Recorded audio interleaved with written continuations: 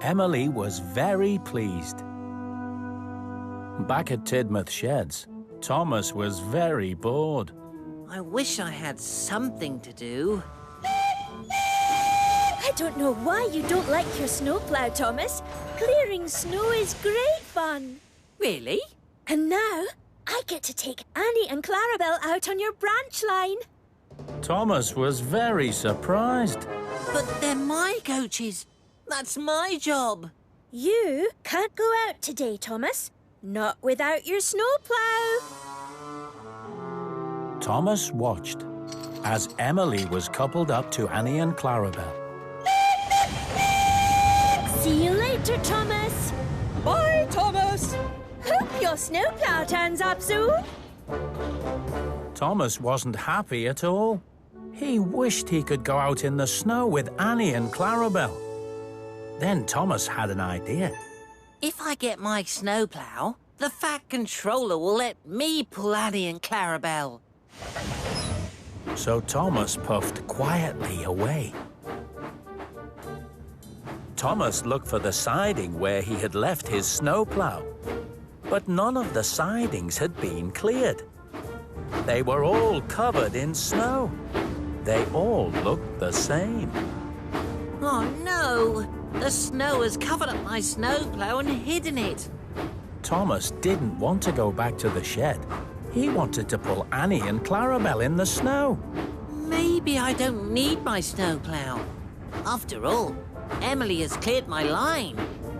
So Thomas puffed away to find Emily.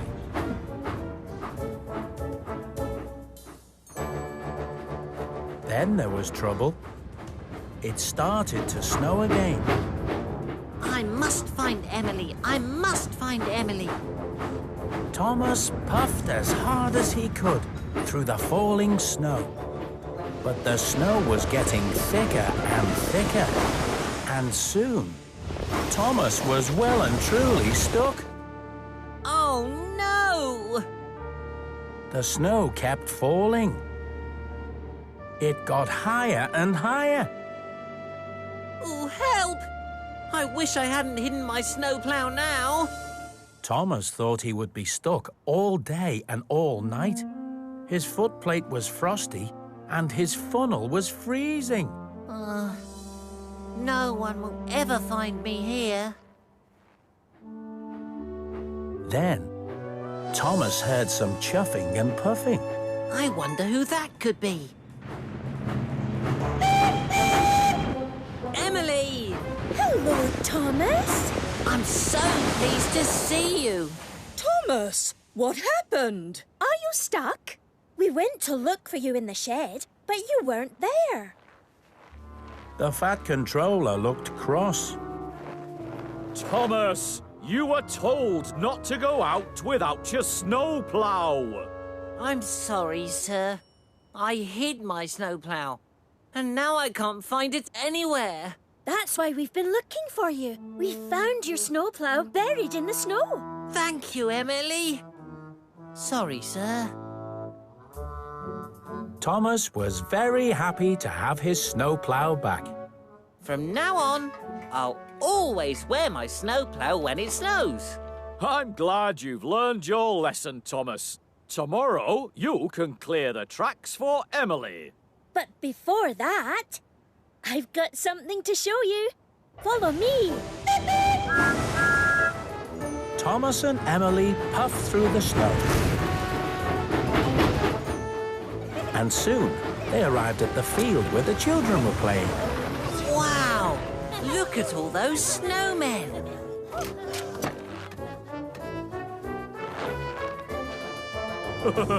I think that one looks very smart.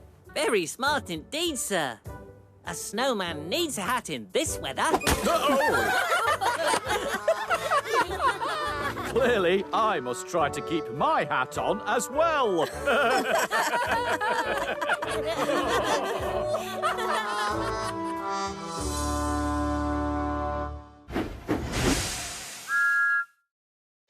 Well, hello. The Earl of Sodor here. You know, Sodor is such an exciting place. There are so many wonderful things to see. But just how closely are you watching? Very closely, I hope, because I'll be asking questions about what you've seen. Poor old Toby. He's stuck. Some rather large farm animals are blocking his way. Toby doesn't look very happy. Now, are you ready for the first question? Can you remember what kind of farm animals were blocking Toby's tracks? Was it sheep? Was it hens? Or was it cows? Moo! Yes, cows were blocking Toby's tracks. Toby, you need to ring your bell. Then those cheeky cows will move. Did you get it right? Oh, very well done. Let's play again. Here's James, on his way to a birthday party. But there's something unusual about him, isn't there? Here comes the next question. Can you remember what colour James was painted? Was he painted blue? Was he painted pink? Or was he painted green?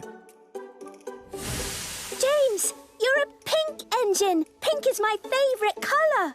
That's right. James was pink, which I'm sure you know is not his usual colour.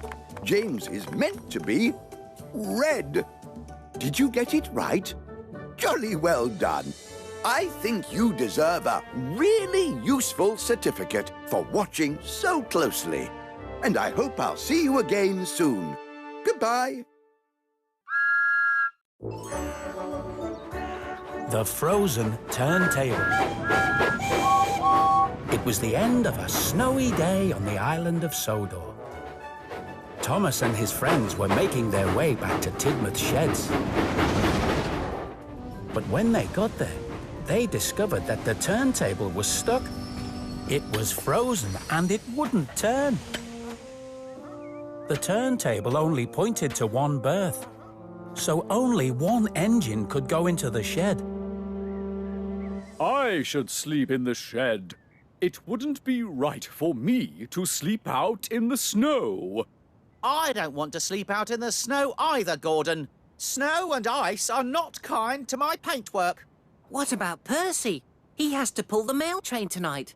He'll need a berth to come back to. I don't mind, Thomas. I can find another shed to sleep in. No, Percy. You should sleep here. We can all find other sheds to sleep in, and we should. The engines all agreed that Percy would sleep at the sheds that night. And the rest of the Steamies went to find other sheds to sleep in. They met Flynn coming back from fighting a fire. Where are you all off to at this time of night? The turntable is frozen at Tidmouth Sheds. We're all looking for somewhere else to sleep. There are 2 empty sheds at the Search and Rescue Center, if anyone wants to sleep there. I'm not sleeping at the Search and Rescue Center. It will be far too noisy if there's an emergency and the alarm goes off. So James and Emily went to sleep at the Sodor Search and Rescue Center. Thomas and the other engines decided they should ask Victor if there was room at the steamworks. Well, my friends, we only have room for 2 of you to sleep here tonight. I'm not sleeping here. The steamworks always makes me think of breaking down. I'm quite sure I wouldn't get any sleep at all. Okay, Gordon, but you do need to find a shed for the night. Sitting out in the snow and ice is not good for an engine. Gordon, there's an empty shed at Whiff's waste dump. I am not sleeping at a smelly waste dump. It's simply out of the question. Thomas and Gordon left Henry and Edward to sleep at the steamworks. Gordon was sure he could find a better place to sleep. Then they met Norman, pulling his last load of the day. Hello, Norman. The turntable at Tidmouth Sheds is frozen. Do you know a place we can sleep for the night? There's room for another engine at the diesel works, if one of you wants to sleep there. I'm not sleeping at the diesel works. It's too oily, and I don't like the smell of their fuel. So Thomas decided to sleep there instead. Now Gordon was on his own. I'm sure I can find a better place to sleep than the smelly old diesel works. But no matter how hard he tried, he couldn't think of anywhere else to sleep. Oh. Then an idea flew into Gordon's funnel.